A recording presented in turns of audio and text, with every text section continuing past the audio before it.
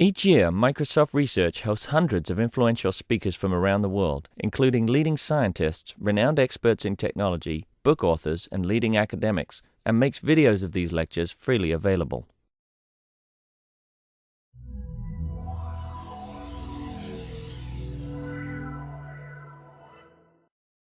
Talkative was my title. In ASCII, it was so much shorter, but here it's quite remarkable. You can almost have both. Low distortion texture mapping with circle patterns. So let me see that I can explain what that means. So when we work with surfaces, a basic tool that we use is differential geometry. So we talk about things such as the metric or the curvature. And here you see some examples. In fact, differential geometry started a long time ago with things such as asking what is the shape of a soap film. This is an illustration from an old book. Here's sort of a modern picture. What describes the shape of a soap film? How can you capture that? That was one of the first questions people tried to understand. You see a few other examples here. So in the study of surfaces, things from differential geometry such as the metric, curvature, and other quantities play a very important role to try to understand them. Now, when you're dealing with discrete realizations, as we do when we do computer graphics, you don't have these nice, ephemeral, abstract, beautiful, infinite-dimensional objects, but instead you typically have meshes. Here's an example of one of my favorite meshes. Going up here, it's my version of real-time rendering, 160 triangles by 2 people in 8 hours. If you build that kind of surface in a discrete version, you want to make sure that your math still works. In particular, if you do something more serious like this roof of the Munich Olympia Stadium that was done by Frei Otto. This is one of those soap film surfaces, one of those minimal surfaces made out of steel and cables and glass. And the ideas that we have and all the math that we developed in a continuous setting, we really wanted to work in the discrete setting. Series about such structures. An interesting thing is that when you come to these discrete realizations is that new things enter. Computational geometry starts to play a role, all of a sudden graph theory starts to play a role, things that you don't have right away in the continuous setting. So it's a very rich area. And that sort of provides the background for some of the machinery I'm going to tell you about today that is quite useful for detection. So in the computational realm, when we think about a surface, we would like to have this nice abstraction that's this continuous surface, but it really is typically just working with a mesh. You can see an example here. So-called piecewise linear surfaces. So one of the things I already mentioned in the previous slide, this idea of graph theory enters. If you're talking about these vertices on the surface, you start to talk about how they're connected up with each other. So the properties that you don't really have in a continuous setting. So the combinatorics starts to matter. But still, you might have things such as the metric, such as the curvature, and you want to be able to talk about them in this discrete setting. That's sort of the big background here. And the particular item we're going to do today is to talk about parameterization. And in particular, we're going to talk about discrete conformal parameterization. So conformality is something that we know from the continuous realm. So here in this particular case, this mapping from this texture domain to this head here preserves angles very well. Conformal map is one that preserves angles perfectly everywhere. We're going to try to capture that in a discrete setting. So it is a continuous notion, but we want to start thinking about how to do that in the discrete setting and capture some of the nice properties that we know from the continuous setting. That's sort of the background here. So we're interested in discrete differential geometry because in the computational realm, essentially we're always working with these finite, let's say, set of samples or control points, rather than some ephemeral, infinitely differentiable manifold surfaces. It always gets reduced to something like a triangle measure. So parameterization is what we're going to use as the example to motivate some of these ideas behind this and to give a practical algorithm, actually. Yes? I'm kind of curious. You said piecewise linear to infinitely differentiable. There's some points in between those two things. So, I mean, does it make sense to have like higher order interpolation so that you could define smoothness and stuff like that? These, second order. Absolutely. So here, we're you can imagine settings where you have some finite set of data, let's say a bunch of control points, which describe a surface made out of let's say, patches that have some amount of differentiability, so that some of the standard notions of differential geometry you could actually literally apply. Right? So we're taking a particularly extreme point of view here, where we're saying that initial mesh that you're getting, that's really all you have, and it's just a triangle mesh. And then it becomes much more interesting to ask, what does it mean to take ideas that we love and understand well from the continuous setting and transport them into the discrete setting? And how can we do this as best as possible? So just by way of motivation. So parameterizations, of course, are a very old problem. Here's a picture of Mercator that many of you know from the Mercator projection, who wondered a long time ago about how to make maps of the Earth, and in particular figured out that you can't have it all. You can make it so that you keep all the angles, and that is the Mercator projection. You see some examples here on the right, but you can't really keep all the areas the same. So that, if you look at a map of North America, if you're, depending on which country you're from, you might decide that Canada looks way too big. Yes, all the angles are preserved, but the areas have been grossly destroyed as you move towards the pole. So that's a classic trade-off, and as I'm alluding to in my title, I'm going to try to actually break this a little bit and make it so that we can have both angles very well preserved and also areas. But we'll see how that happens. So our setup is I'm going to find a discrete conformal map from a triangle mesh to Euclidean domain. Think of it as a texture domain. So what's the discrete set? The data that we're given consists of essentially two pieces. There's topology and there's geometry. You can tell the two apart by noticing that if you use a pointer in the code, that would be topology. We're talking about neighbors, who's pointing to them. And if you have floating point numbers, that would be geometry. So here geometry mostly means the shape of the surface, its position in space, but it could also mean other things such as temperature, pressure, color, attributes. All of that would be generically grouped under geometry. But today we're just going to think about geometry in the literal sense of embedding the surface in 3 space. And then this notion of a mesh, more precisely, is a simple complex. It's two-manifold. It consists of vertices, edges, and triangles. Here's sort of an abstract way of looking at this. Vertices are just a bunch of integers. The edges are pairs of integers. Triangles are triples of integers. And they refer to this structure here, this mesh. And then every one of these vertices typically has a point position associated with it. Some position in 3 space. That would be the geometry. Okay? But I'm going to try to distinguish very carefully between just the combinatorial structure of this mesh, of this simplex, and then the geometric part, which is certain pieces of floating point data associated with this. Now, the additional data beyond this complex would be things such as lengths, areas, angles. Now, often they are positions, right? Given the triangle mesh, and every vertex is associated with a point position in 3 space. We're going to work just with intrinsic data here. So we're going to just record things such as the lengths of edges. Let's say the Euclidean length of an edge. It turns out that if we want to capture certain notions of differential geometry, we can do this by just looking at so-called intrinsic quantities. Okay, so the length of edges, for example, would be such a quantity.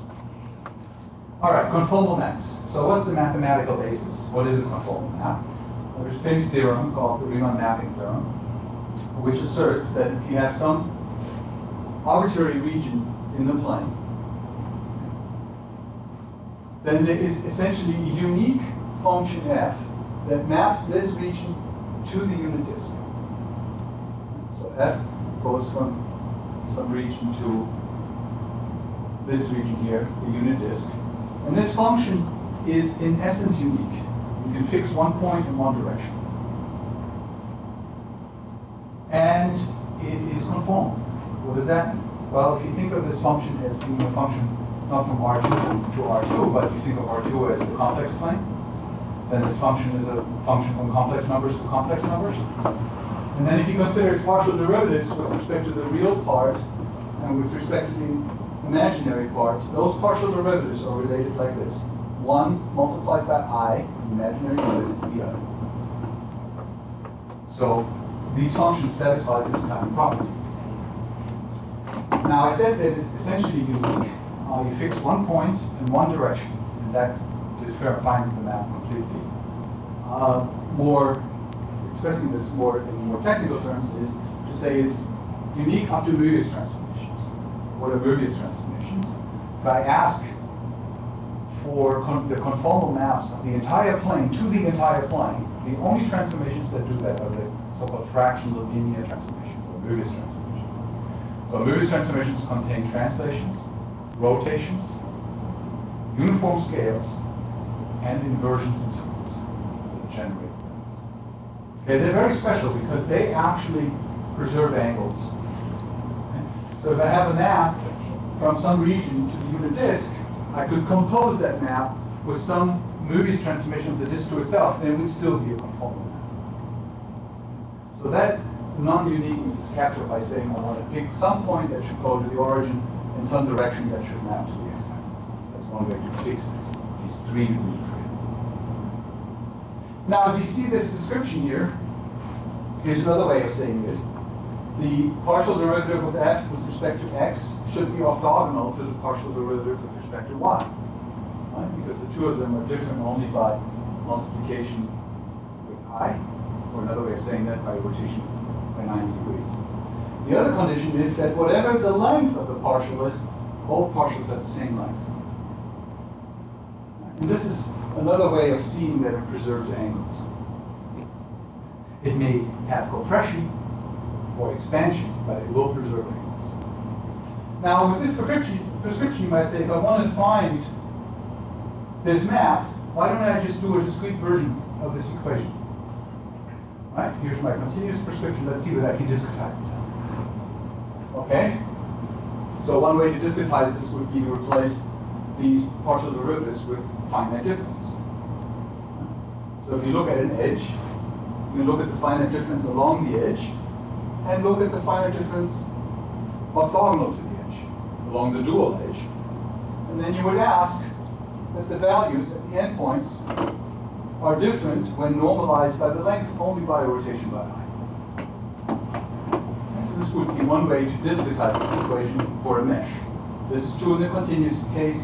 Here would be a discretized version of the continuous case.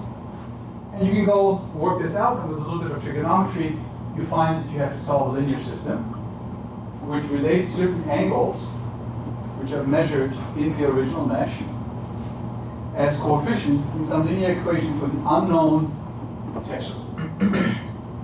And that's very attractive because all you have to do is solve a linear system. Well, you know the talk isn't over yet, so there must be a catch here, right? Well, if you write this down, what you get is what's called a Laplace problem. And with a Laplace problem, you have to somehow fix boundary conditions. Right? You go back to this equation here. These are the known quantities. These are angles you measure in the original mesh. And here are the unknowns. Okay? Equal to 0. Well, one solution is make everybody equal to 0. Then that whole equation circle is equal to 0. But it tells you that unless you fix some boundary condition, you're going to just get a trivial solution. So one way to fix boundary conditions is Dirichlet conditions. You say, where should every vertex on the boundary go? So suppose I want to map this region, which I've triangulated very nicely. These are really nice triangles. I want to map this to the unit disk. Now, Dirichlet boundary conditions say I should decide where each one of these vertices on the boundary of this region should go on the unit disk. Well, the edge lengths here are almost perfectly uniform. So a natural thing to do would be to somehow equidistribute these vertices around the disk. That seems like a reasonable thing to do. Now, if you do that, then you compute the map according to the equation we just had, and then map this checkerboard pattern back onto this region, you get that. And now if you look at these here, these angles are not 90 degrees anymore. Things have been sheared. And so this simple little idea of simply fixing the guys uniformly around the boundary, even though this is such a nice mesh, it doesn't quite do the trick. Here's what you should have done. And in this case, you can see that all these angles are still nice 90-degree angles as a way of visually confirming that in fact it preserves angles very well. All right, so if Dirichlet conditions don't work, let's try the other type of boundary conditions, where you provide normals at the boundary. Rather than positions, you fix normals. That also works. Well, the problem there is that you have to fix a few degrees of freedom, because there's still a few degrees of freedom left. And one way to do that would be, for example, to fix the center of the mesh and one vertex on the boundary. And now the boundary finds its own shape, which is attractive. One of the issues, though, is that depending on which boundary vertex you fix, you get different answers. The other problem is that while you haven't constrained the boundary to be some particular shape that somehow induces additional distortion, you have now lost all control over the shape of the boundary. Certainly, you don't know how to get to a circle or to a disk with this. So in some sense, you have either too much control or too little. So we want to fix this. Yes? So is this the least squares conformal map? Yes, same thing. Cotangent formula, D-squares conformal map, discrete harmonic forms, it's always the cotangent. So they're all the same. The least squares conformal map was the first one to allow free boundaries. That's a yes, so at the same time, or around the same time, there's also natural boundary conditions, which is mathematically exactly the same. We have to kind of walk through the details, and you see in the end you get exactly the same conditions. So they're good. So what is the problem? So one of the punchlines in one of my pieces of propaganda is that in order to get the right thing to happen when you're going from this continuous notion to some discrete version of it, it's very important to pay attention to the underlying structure and make sure that that structure is preserved. So in this case, what it comes down to is to say, treat the underlying geometry correctly. If you're dealing with Euclidean geometry, then triangles make perfect sense. But when you're dealing with conformal maps, you're dealing with something that's called Möbius geometry. Now in Möbius geometry, the proper primitives to use are circles. Why? Because the Möbius transformation maps circles to circles. And the angles between circles are preserved in this way.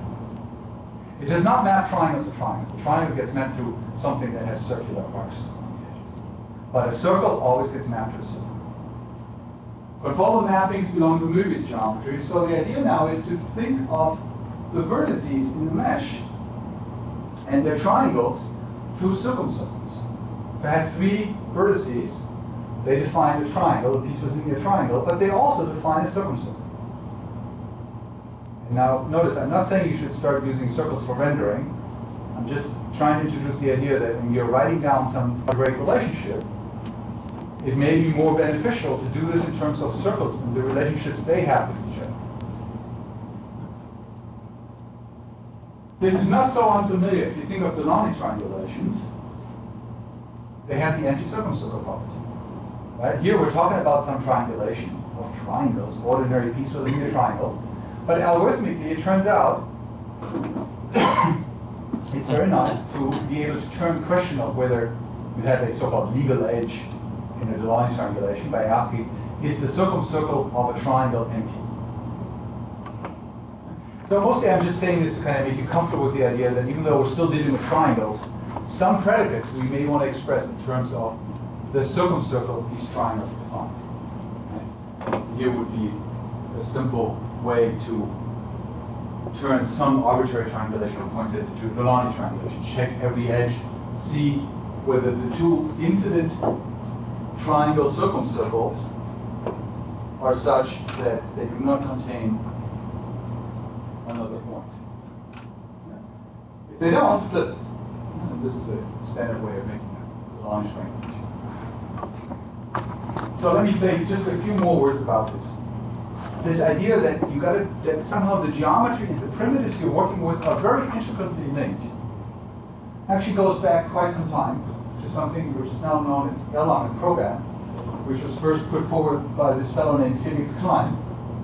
And he went so far as to say that the very definition of geometry is to say what sorts of properties are invariant under what sorts of transformations. And that defines geometry. So for example, affine geometry or perspective geometry. In affine geometry, two lines being parallel is an invariant. you apply an affine transformation to it, they're still parallel. So you have a transformation group, the affine transformations. And then you have certain properties that define the geometry. Or perspective transformations. And you have certain properties that say invariant. Well, one of those is conformal and so-called Möbius transformations. So for those who are maybe not so familiar with sphere inversion, or circle inversion, here's the picture. I pick a center, I pick a radius, and then any point in the plane gets mapped to a new point, which is along the ray from the center to this point, such that these two distances multiplied by the radius squared. So the closer a point comes to the origin of this circle, the further out it goes. So what the inversion in the circle does, it basically flips the inside and outside. This funny warp. It maps infinity to the origin and origin to infinity. So those are the Möbius transformations, and they define a particular geometry. And just like in Euclidean geometry, triangles play an essential role because they're the invariant quantities.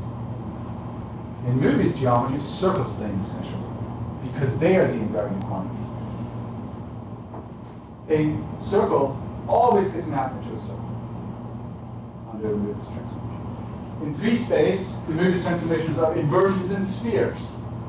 Spheres always get mapped into spheres. Other objects get mapped into, well, objects. Okay? But spheres always get mapped into spheres. So, since we're dealing with an object, a conformal map, which belongs to its formal geometry, that sort of provides a hint that maybe it's a good idea to express everything in terms of circles. Now, this idea of somehow approaching the Riemann mapping theorem through circles is actually quite old. And it goes something like this. A conformal map maps infinitesimal circles to infinitesimal circles. So here's a proposal for making a discrete version of this. Let's map finite circles to finite circles. In 1985, Thurston conjectured that you could actually approximate the Riemann mapping theorem in the following way. Take a region in the plane, your region of interest, and underlay it with this hexagonal pinning pattern. And then cut out all the circles that are inside this region, let's say by saying, if the center is inside, I'm going to count the circle. And now let's adjust the radii in such a way that eventually this fits nicely into the unit disk. That takes a little bit of thinking that you can actually do that. But it turns out from some very elementary geometric considerations, you can convince yourself this works. Here's one disk that's being tracked. And so now the natural thing would be to ask, suppose I make this pattern finer here, then this becomes correspondingly finer. And maybe in the limit, I recover the continuous Riemann mapping. This hypothesis was given by Thurston in 85, and these ideas are known as circle hacking. It's going to be different from circle patterns that we're doing, but circle hacking is what is known. And it turns out that some of these ideas actually go way back, Möbius 36, to questions of embeddability of certain graphs on the sphere. But the modern theory sort of started after this hypothesis was first given. And in fact, a couple of years later, Rudin and Sullivan showed that it does indeed converge to the Riemann mapping theorem. This idea that if you take finite-sized disks and you just keep making them smaller and smaller and smaller, that in the end you do recover that infinitesimal disks get mapped to infinitesimal disks property, that actually works. And then there was a whole sequence of papers where people relaxed these assumptions. It doesn't have to be hex packing, et cetera, et cetera, et cetera. And in fact, this should be C infinity. In fact, it was shown some number of years later, not only does it converge to the Riemann mapping theorem, but all its derivatives also converge all the way up to infinity. It's about the strongest, most beautiful convergence you can know. And then in the last, well, end of the last century, a number of variational approaches started to happen. These previous approaches with these iterative adjustments of circle radii, that all works, it converges, but it's incredibly slow. Keep going around iteratively adjusting circle radii until you finally get your result. People were able to give approaches based on variational ideas, and there's a whole sequence of these. And the most general one, by Möbius and Springborn, is the one that we're going to use to make discrete conformal maps. So what's the setup here? If you look at a given edge in the mesh, and remember, of the original mesh that you give me, which had positions in space, I'm only going to record the lengths of all the edges. I actually don't care anymore about the positions in space. I'll just record the metric data, the length of the edges. So if I look at a given edge, and I know these lengths here, I can certainly lay it out like this, and I can look at this and look at the various relationships here. So in particular, if I look at this circumcircle for the triangle on the left, the circumcircle for the triangle on the right, and I ask for the angle of intersection between these two circumcircles. You put them in the same plane. Pardon? You look at them in the same plane. Yes, I only recorded length data. Right? I give you one length, another length, another length, another length, another length. Certainly, you can lay it out like that. So now I'm going to look at the intersection angle between the two circumcircles. Right? And a little bit of trigonometry convinces you very quickly that that intersection angle is actually pi minus the sum of the two opposite angles. At the boundary, it's just one of these angles.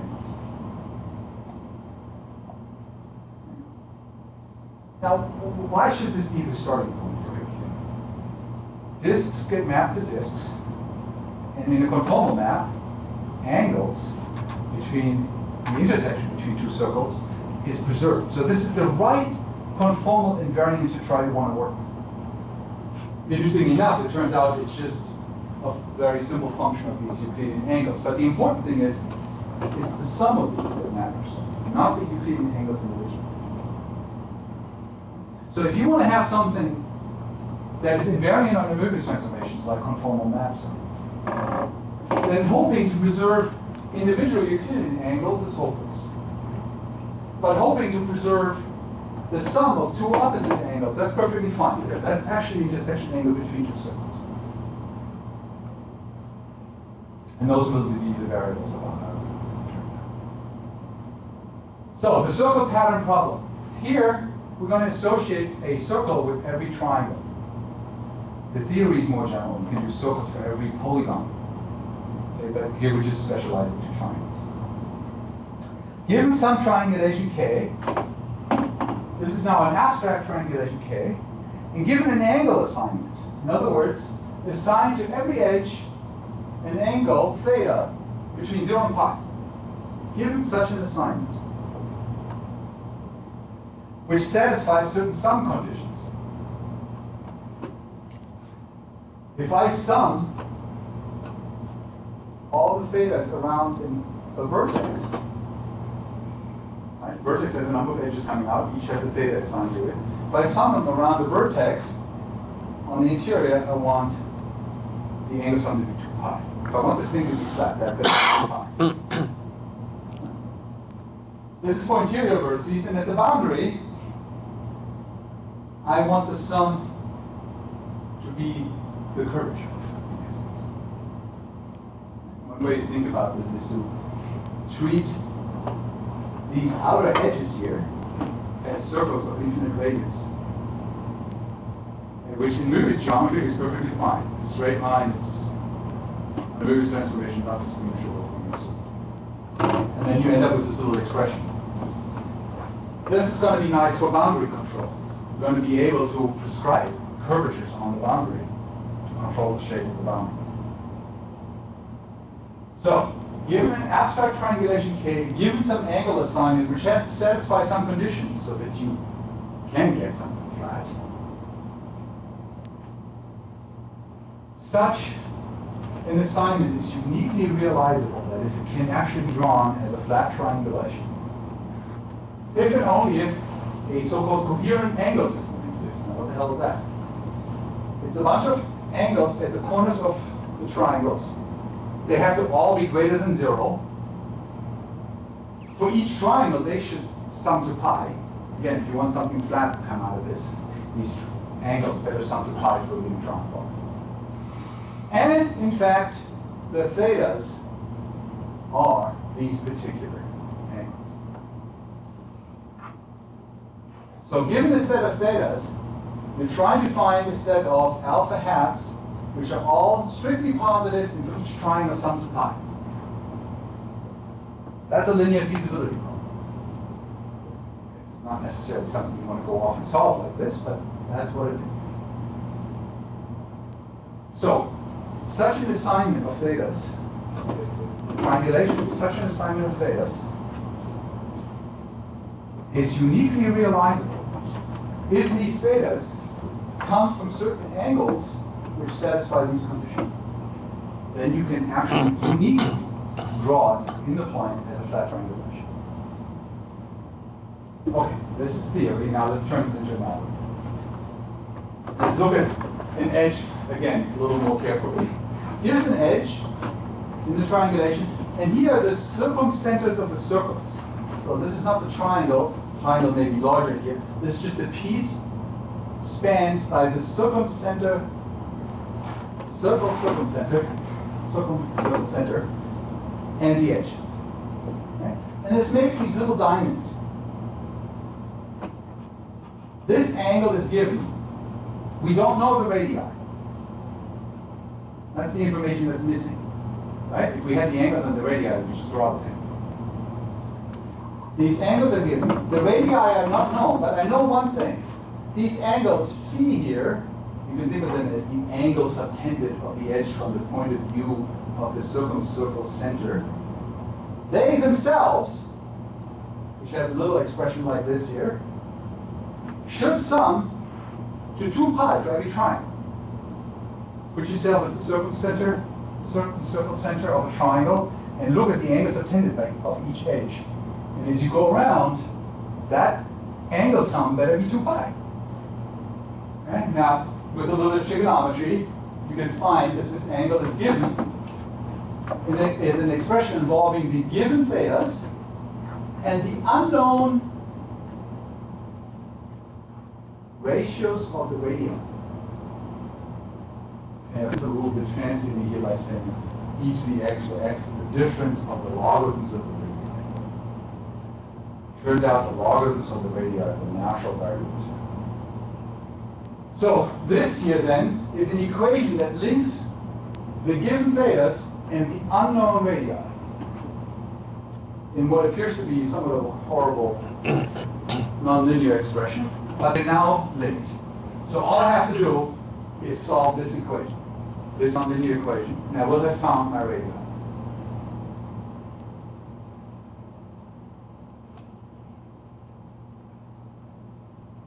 This looks rather unpleasant, but it's already been written in such a way that there is actually a very nice and attractive solution because there's an energy.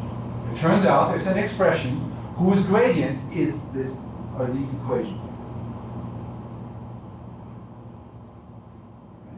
So for that energy, I have to just find the minimum.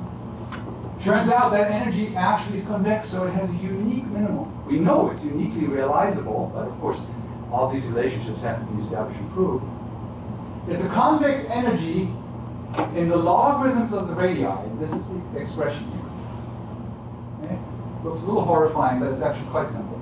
So the energy as a function of the logarithms of the radii has a bunch of terms. One is the sum over the interior edges, and one is the sum over the boundary edges, and the sum over the faces. The sum over the faces simply sums up these logarithmic radii.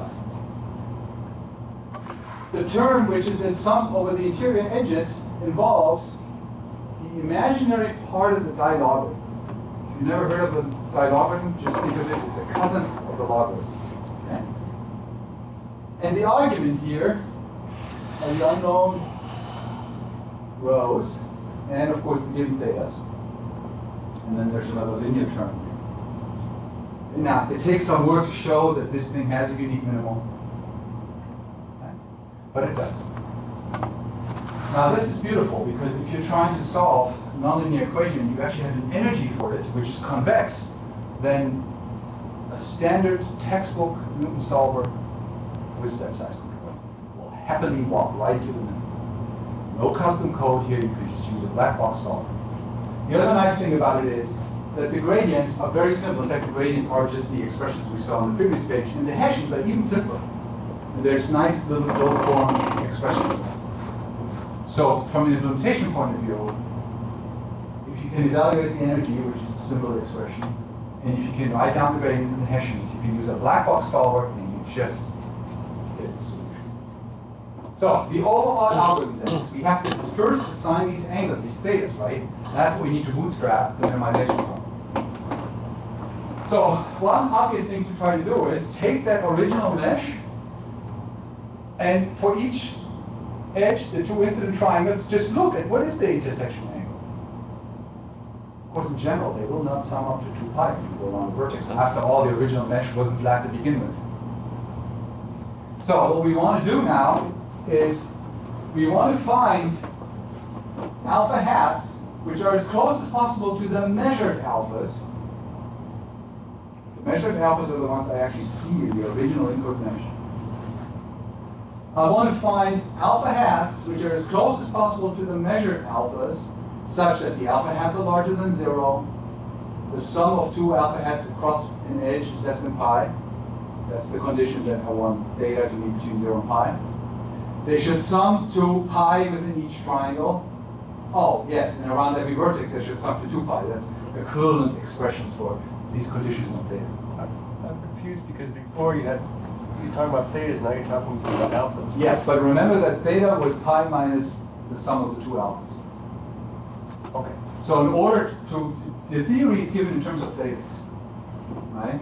But in an actual mesh with triangles, that's important, with triangles, it turns out that theta is simply pi minus the sum of alphas. The whole theory works for polyhedron. They don't have to be triangles, right? But the intersection circle of, well, that becomes more complicated. You don't just have these alphas anymore in triangles. But for triangles, it turns out everything comes down to alphas. Okay?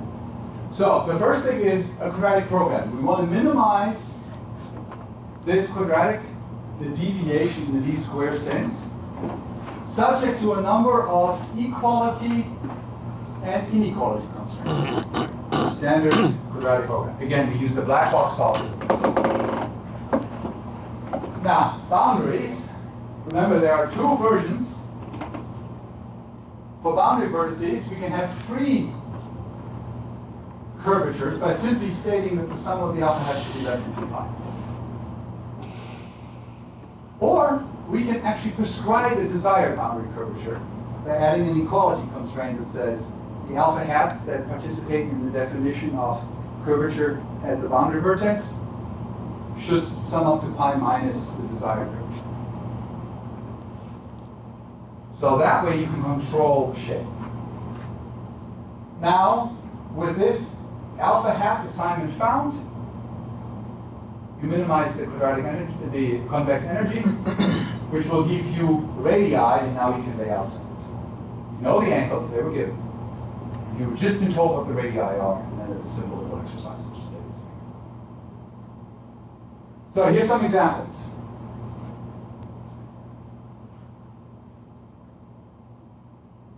This has disk topology, in other words, the neck is open here. Here's the mapping into the texture domain, where I made it so that the boundary is in fact a disk. Why is the disk so special? Well, if I know how to go from some surface to a disk and from some other surface to a disk, I can certainly go from any surface to any surface. So you have one canonical shape in the middle, and the disk is just a natural one. And here I'm showing the shading from 3 space on the disk just to help you visualize the mapping. And then a regular checkerboard pattern is mapped back on here. So this demonstrates a disk boundary. Here's an example with Max Planck where we have prescribed boundary. What we did is we cut him open with a cut going from here and then down the side. So ahead it would be a cut going like this. And then we prescribe 0 curvature all along the boundary, except that a few vertices will either set pi over 2 or 3 pi over 2. You get this very nice polygon to come out. Of course, because we initially cut the mesh, there's no continuity. It was just cut open and then it was given to the algorithm, so the algorithm had no idea that there was actually any connection. Here's the free boundary example. Here we said, no, let's not constrain the curvatures at all. Let's just the algorithm choose whatever it wants to for the curvatures, as long as they're less than 2 pi. And you get a layout like this. Some performance numbers here. About 40,000 faces for the line head. Took 28 seconds to do the quadratic program, and 8 seconds to do the minimization for the convex energy. Again, these are black box solves. We just set up the values and just feed them to the solver. For the prescribed boundary, also almost 40,000 faces. 26 and 9 for the free boundaries, somewhat smaller example, 12,000 faces, and 7 plus 2 seconds. This is on 3 gigahertz or so. Okay, let me say something about the boundary, and in particular about the disk case. So here's several examples of the cat head, which is open at the bottom. Here's the result we get when we map to the disk. All these vertices are on a common circle. Here, we didn't constrain the boundary curvatures at all, and here we did one of those, keep it 0 everywhere except 4 places where we want it to be pi over 2. And just for illustration, I've also drawn all the circumcircles. While they are different in size, the angles are exactly the angles you asked for. Now, how is the disk case done? Well, so the disk is done by picking a boundary vertex, punching it out together with its incident triangles, then prescribing 0 curvature to all the remaining boundary vertices and leaving these boundary vertices unconstrained. That maps all the remaining vertices onto a straight line. And these vertices that are incident on the punched out vertex to some positive curvature, and effectively the guy that was punched out to infinity. In Möbius geometry, that's not a special place. In your code it is, because you don't want to deal with infinity, so we punch it out, and mathematically, effectively what that does is it makes it go to infinity without actually us having to use infinity. Now once you have this picture, I'm going to draw a circle down here and do an inversion in this circle that maps that whole upper half plane into this disk here, which is shown right here. And in particular, the vertex at infinity gets mapped down here. So I put it back in and connect it back up and down. That's how I go to the disk. Actually, this really isn't any different from the sphere, because in Möbius geometry, the plane and the sphere are essentially the same thing. So if you want to do a discrete conformal map for a spherical topology, pick a vertex, punch it out, do the same trick we just saw. Okay, in this case, if you just, because there's no boundary, you punch out a vertex, now you have a boundary, you leave that boundary unconstrained and map to the point. Then you put it back onto the sphere, and you normalize. Remember, everything here is Möbius invariant, so any Möbius transformation of the sphere is also a solution. So for example, I can normalize on the sphere to maximize the smallest triangle if I want. Or to make it so that all the vertices have a center of mass, which is the center of the sphere, which is some notion of uniform distribution of the vertices. So how well does it work? Here is something called plot called something called quasi-conformal distortion. In the continuous setting, you can, in principle, have a solution that truly does not distort angle at all. In other words, everywhere the Jacobian of the map is a multiple of the identity, everywhere in the continuous setting. In the discrete setting, let's look at what we get for each triangle. Over each triangle, the Jacobian is constant. So let me look at the ratio of the two eigenvalues. If everything went well, that ratio should be 1. Okay, I'm going to do the ratio of the larger to the smaller. And then I'm going to plot it. So here you see the scale, 1 is the best. We went to about a little bit more than 1.5 here. Here's Max, who was cut open with a free boundary. And you see a little bit of additional distortion in regions of high curvature, but otherwise very nice set of blue. Here, we constrain the boundary. The main thing to notice here is that, yes, that causes some extra distortion in the boundary, but that distortion doesn't travel inward, contaminating everything. Here's the line head, both with the unconstrained boundary and with the disk boundary. In this case, the difference isn't very large because this boundary is already sort of fairly certain. Robustness. Here's a geometry that's been sampled with two very different rates. Here's the free boundary mapping to the plane. There's no Möbius normalization or anything. This is just what the numerical solver gave us. And it's almost perfectly symmetrical. There's a small bit of curvature to that midline. Now you're already starting to see one of the problems here, right? Look at the difference in size between squares.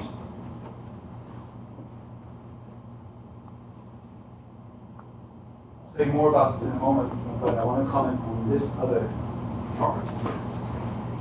I asked that all the theta should be between 0 and pi. That's equivalent to saying that the final triangulation in the plane is Delaunay everywhere. Because the anti-circumcircle property of a Delaunay triangulation is exactly that statement. Theta between 0 and pi. Right?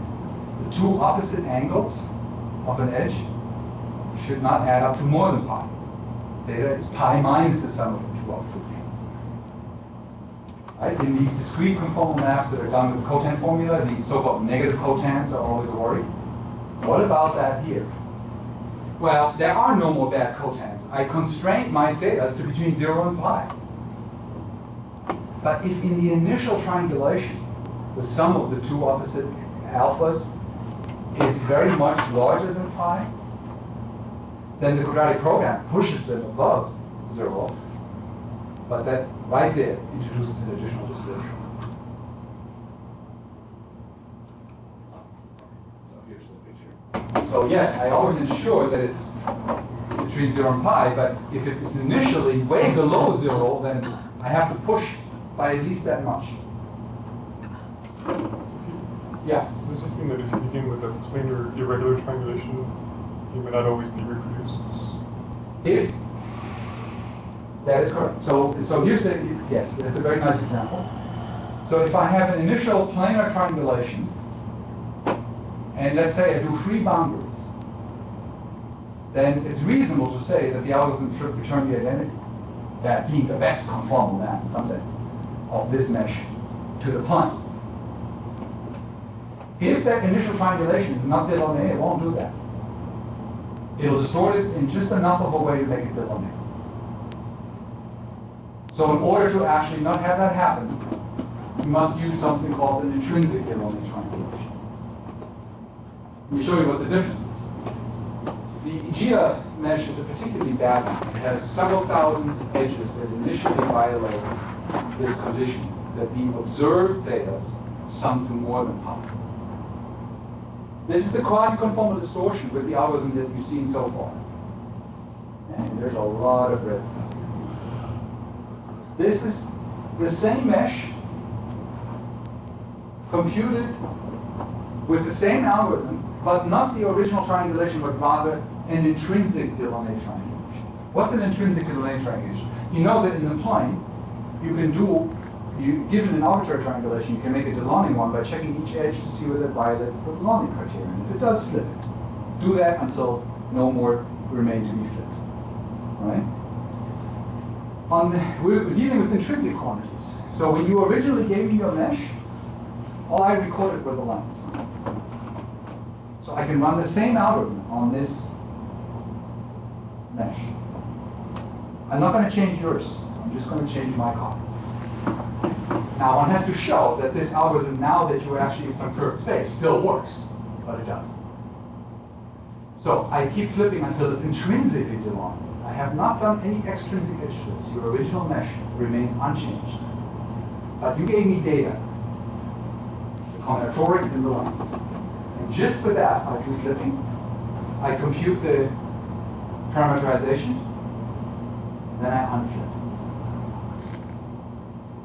Now the unflipping can run into problems. It can happen that an unflip would actually make a concave. It wants to flip an edge inside a concave quad. Now, when that happens, you actually have to split the runs. In all the runs we've done over several hundred thousand edges, we've seen 2 edges for which this happens. So in theory, could be a monstrous problem. In practice, it hardly ever occurs. And the idea is simple. After this algorithm has completed parameterization, each edge has 2 triangles incident on it, okay, such that either this quad formed by those,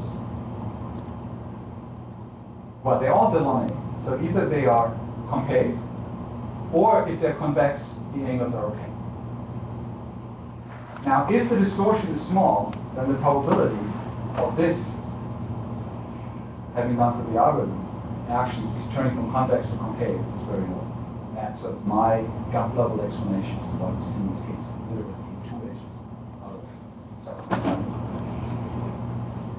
So you give me the original triangulation, I record only the lengths, and I run edge flipping on this intrinsic. Then I compute the parameterization, then I hand you back the parameterization. And that gives me examples like this. The camel is terribly in the rows. There's many, many edges that violate the intrinsic design criteria. Okay, but there was the distortion issue. So yes, we have all the angles almost perfectly preserved. But here's what happens if you insist on mapping all of max without cutting it like we did in the previous examples into the plane. Basically, you're saying take all that skin and squeeze it down. Okay? Now, if you have a lot of skin here, there's going to have to be a lot of compression. And yes, the quasi-conformal distortion, even for something this extreme, is beautiful. The angles are really well preserved, but look at the dynamic range. It's about 1 million in terms of how much larger or smaller a given region of surface gets. Clearly, we need to address this. Well, what does the mesh really give us? When you hand me the mesh, I get combinatorics from you and I get lengths on all the edges. If I was an ant living on this mesh, walking around, I would notice that this mesh is flat everywhere, except there are these funny places that if I walk in a circle, I don't make a 360-degree turn. But otherwise, it looks completely Euclidean everywhere. This is called the Euclidean metric with cone singularities. It's flat everywhere, but there are these funny places that if you walk in a circle, you don't make a 360-degree turn. So this is really what's in the information you give me. Well, let's take advantage of this. So instead of, or here's another intuition, instead of mapping the head of the cat all the way to the plane and getting this incredible squishing in the face, maybe if I just mapped it to something that was a little closer to the shape of a cat head, there would be less distortion, right? Think of environment mapping where we map onto boxes, right? You take someone's head. You know, if you took a box and you mapped onto the walls of the box, you would expect a lot less distortion. Well, if we map the cat head to a Euclidean domain with 2 cone singularities, this is the filter cone domain, we can have a lot less distortion. So there's a little photograph of something I actually cut out. I cut out this piece, and these edges actually are identified with each other. Okay, this was just printed this way so I can actually cut it on a single sheet of paper. But mathematically, it really is this thing here. And you can convince yourself when you hold it locally, it's flat everywhere. It's made from a flat piece of paper. But there's 2 special places. So you would expect that you have a lot less distortion because this is sort of, in some sense, closer to the original geometry. So this is how we're going to address the area distortion issue. We allow a selected set of cone singularities to be there. And that's a fairly small price to pay because I'm still flat everywhere except in a few places. Of course, the ideal answer would be take the original mesh and make cone singularities at all the vertices. Right? That would be the perfect answer. But of course, that's not a very useful one. So we have to find some kind of compromise. Now, the beautiful thing is that the whole circle pattern stuff I talked about, all of these energy functionals and all that, goes completely through with cone singularities. mathematics. Nothing changes in mathematics. All you have to do is that for some vertices, you allow the sum of these layers to be other than 2 pi. Those are the cone vertices. Now, ideally, you want to just take a few. You don't want to make every vertex be a cone vertex, but you could. Do you keep it smaller than 2 pi? Pardon? Do you keep it smaller than 2 pi? The unequal to 2 pi, sorry. So it could be smaller or larger. Okay. Positive or negative curvature. So it could be anything between 0 and infinity. So here's an example of the hand. It's open at the bottom, so the topologically this is a disk. If you map this to the plane, even after zooming in, you can't tell where the triangle are for the fingers. But if you introduce cone singularities, where should you put them? Well, we want to put 2 here, 2 here, 2 here, 2 here, 2 here, all the way. Why? Look what I have here. I have pi, 2 pi's worth of curvature. Let me distribute it to 2 points. I can't put it at 1 point, because if I have the sum of 2 pi's, then I'm actually flat. Similarly here for the saddles. And then I go run my algorithm again. I'm not doing any cutting. I'm just selecting a few vertices for which I let the sum to be other than 2 pi. Now, if I want to actually lay this out into a single texture, after I've computed my solution, I do have to do cutting. So in this case, I just go along all these cone singularities and open it up like this. And no surprise, this is a much nicer parameter. So the cone singularities get assigned in the beginning, no cutting. Everything in the algorithm goes through, I get an answer, and then if you want to make it out of a single sheet of paper, that's when you have to go and cut. Just like a filter cone. If you want to make it flat, you have to make cuts. You can place them any which way you like. It doesn't really matter, as long as they meet the 2 cone vertices.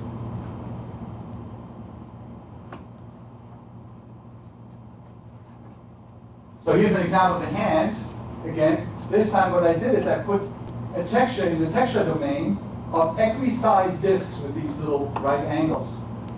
Now, in the texture domain, certain edges are identified. So when you place these textures, you have to keep track of these identifications. And the thing you notice after texture mapping is that the sizes are fairly similar. There's now a very small size variation, and the angles are still nicely preserved. Here we superimposed the cut that was made after the solution was computed, just to sort of show you that, yes, it is continuous across these, as you would expect. If we didn't draw the line, you wouldn't actually see any of the cuts, because they weren't there when we did the solve. That's only later for making them flat in the texture. Here for max, we put a single cone singularity here and one at the back of the head of 90 of pi, 180 degrees. It's like a paper bag. If you take a paper bag and you look at the 2 corners, those are cone singularities with a cone angle of pi. 90 degrees, 90 degrees. Makes a full circle. So one way to think about this here is lift it up like this. These edges are all identified. Glue it together and then run it over its head. Now, very nice size distribution, only a very small dynamic range in size. Still, everything is 90 degrees. Well, except at the cone points. There is one singular, actually there's 2, one in front, one in the back. Singular point. The beauty is this works for arbitrary topology. So for this letter here, which is actually technically a torus, if I treated it as a geometric torus, I would again have this problem with this long appendage being squeezed down. So instead what I do is I place cone singularities here, here, and down here, and then run my algorithm. If I want to put it in the texture domain, I have to take scissors to it. One way to scissor it. These sides are identified with each other. This is identified with that. So if you fold it up like this, you have this part sticking out. And at the bottom, you have this hole that it connects to, all seams. The cuts were done after the solver was done. Here's a more complicated example, genus 2. Now you need a whole bunch more cone singularities. You see where they're placed here. The basic idea is, the basic intuition when you ask yourself, where should I place them? Well, things that kind of look like cones. tips of wings, tips of fingers, Or saddles. or saddles. So, right there. And if you have genus, you need to pick extra cone singularities to quote, open up the genus. No cut. The only condition now is that the sum of the cone angles has to be compatible with the Euler characteristic. But how many cone singularities you place and what the individual numerical values are, doesn't matter, as long as the sum actually is compatible with the genus of the surface. That has to be true.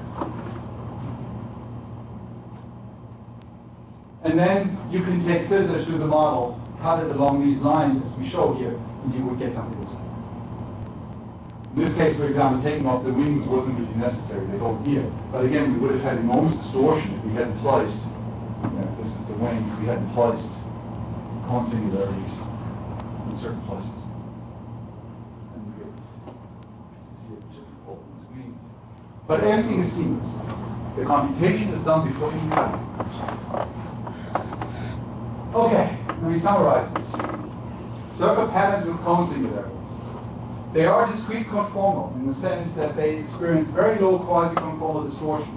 Here you see the quasi-conformal distortion visualized with these examples with cone singularities, and you notice there are hotspots at the cones. Well, after all, the cone, it will be eventually put down flat, right? Even though there's cutting, but there is distortion at that place. It's a little bit like z to the alpha has a singularity over the origin. In fact, if you ask yourself, do you have expansion or contraction? Ask yourself, what would z to the alpha do for the appropriate number? Very low area distortion. Again, the only hotspots are in the vicinity of the cone singularities. But it doesn't travel. It works for arbitrary topology. So I can take an arbitrary topology mesh. I can get both excellent preservation of angle and very small area variation if I'm just willing to put a few cone singularities. And in particular, there's no cut. In many of the approaches that people have done so far to arbitrary topology, they first cut and then parameterize. Right? And then you expect that this result of the parameterization depends on how you did the cut. And so various optimizations have been designed to sort of look at the parameterization and go back, reconsider the cuts, etc. Here, no cutting, just saw. And then afterwards, do whatever you need to do. Particularly, they are global continuous. So, the takeaway here is that if you're dealing with something that belongs to conformal geometry, it can really pay off to use the right primitives, in this case circles, and the angled circles make with each other, because that's the right invariant in conformal geometry. So the whole problem gets formulated as a circle pattern problem, and then due to some very nice mathematics, one can show, and Boris in his thesis actually did that work, that there is this convex energy whose unique minimum happens to be solution to the circle pattern. And there's an energy for the Euclidean setting, there's one for the hyperbolic setting, and there's one for the sphericals. We're just using the one for the Euclidean setting. Originally, I was all excited about using the hyperbolic one, but I would still have this great distortion issue. The cone singularities is a much nicer way to do it. So it's a minimum of convex energy, simple gradient, simple Hessian. We used only black box solvers, a commercial black box solver. Okay? No special hacks you have to make to deal with, all kinds of nonlinearities in your problem or things like that. You just give it to the standard solver. Cone singularities help you both with arbitrary topology, without any cutting, and with bringing down the distortion on the area. So in some sense, you can have both area and angle. Not exactly, but to a very good approximation. Thank you.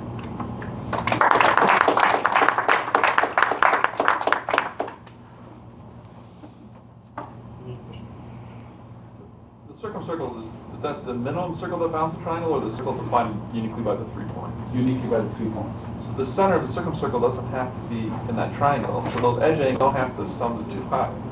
That's only true if the center's...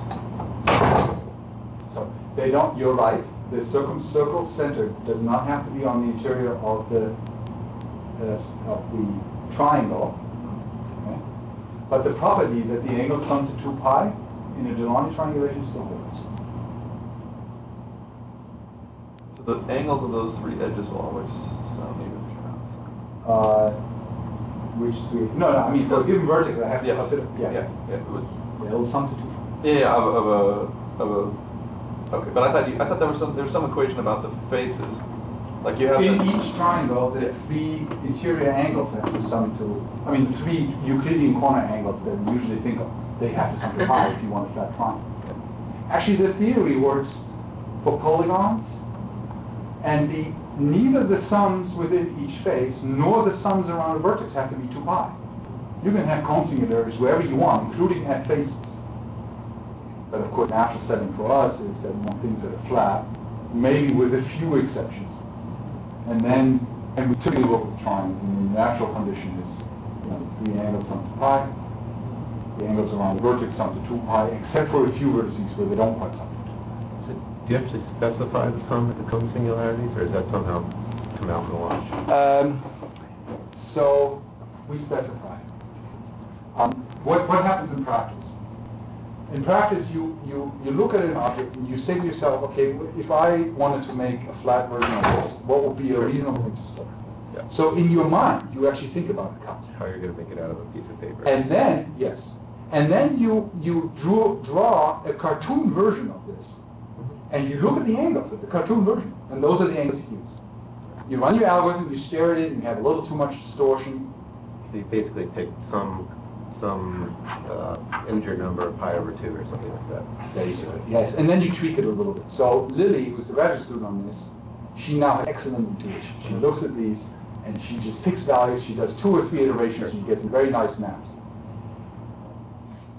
Right now, this is the Achilles heel. For the feline, that took some head scratching. Some of it has to do with our lack of imagination in terms of how do you unwrap a genus 2 thing? Where do you want consingularities? But the truth of the matter is it would be nice to have an automatic method. You can certainly imagine things that look around in local areas or something and try to There is a certain try to intuition. make it out of paper, sort of. And Lily, the graduate student who's done most of the sweat work on this, she has pretty good intuition now, but she's the only one of the 3 of us who has such good intuition. I mean, we know enough about topology to know what you have to have, right? But how to turn that into actually geometric. So what's missing right now is some kind of mathematical relation between what you're trying to achieve and you want to somehow minimize area distortion. At the cost of having, in some sense, few consingularities. Sure. Now, artists actually doing texture mapping, they're going to want to place the consingularities because you always have a little bit of extra distortion at them. It's globally continuous and nice, but there's always a little bit of extra distortion at the consingularities. So we typically want to place them in places where they might not be as obvious, right? And so for an artist, it may be okay, but it would be nice to have an automatic method. We don't know how to do that. There's another graph, right, where if you were to fix them to be close to 2 pi, you'd have less distortion. So you might have 3 of them near 2 pi versus 1 of them, pi or something like that. So Yes. So we thought a little bit about it. The problem is that what we're doing here belongs to Riemannian geometry, and the one thing it can't see is area. And so you're sort of up against the wall here by trying to make a mathematical relationship between where to put the consingularities and how to bring down the area distortion. Yet you look at this, and I mean there ought to be a way to encode what we certainly can see in terms of where should it go. So people have started to look at this in different contexts, but it's essentially the same problem by using, for example, singularities of smooth vector fields and an optimization procedure to push these singularities around to, quote, natural places that they want to go to use them as consingularities. They don't call them that, but effectively that. There's some work by Alain Scheffer, Bruno Levy, and Pierre Aliès recently where they use this for nice patch layout. They don't talk about consingularities, but we look at them and we're like, oh yeah, you guys are placing consingularities. There was also the work on polycube maps in SIGGRAPH last year. Somebody basically made the observation that if a cube map is nice to deal with a single head, how about a bunch of cubes for a bunny? And then just map onto the walls of these cubes. So what they allowed were consingularities that were strictly only multiples of pi over 4. and they actually didn't have conformal, quasi-conformal, discrete conformal mappings. But that is just because of the function that they used. But this idea that you want to place cone singulars, and that's a good idea, that's sort of, you can see that in various places coming. But figuring out an automatic way, or at least a user-guided way or something, of doing this would be nice. I mean, one way is to go, homology groups and so forth, but you have no control anymore where they go, and you have an exact number of them, all of which are cone angles of, thank you. So you fix the value and the number of them. The number will become the topological minimal number, the value will become 4 pi, and you have no control where they go. The solver just plays. So that there is certainly one automatic method, but homology groups don't necessarily give you what you want. It's mathematically solved.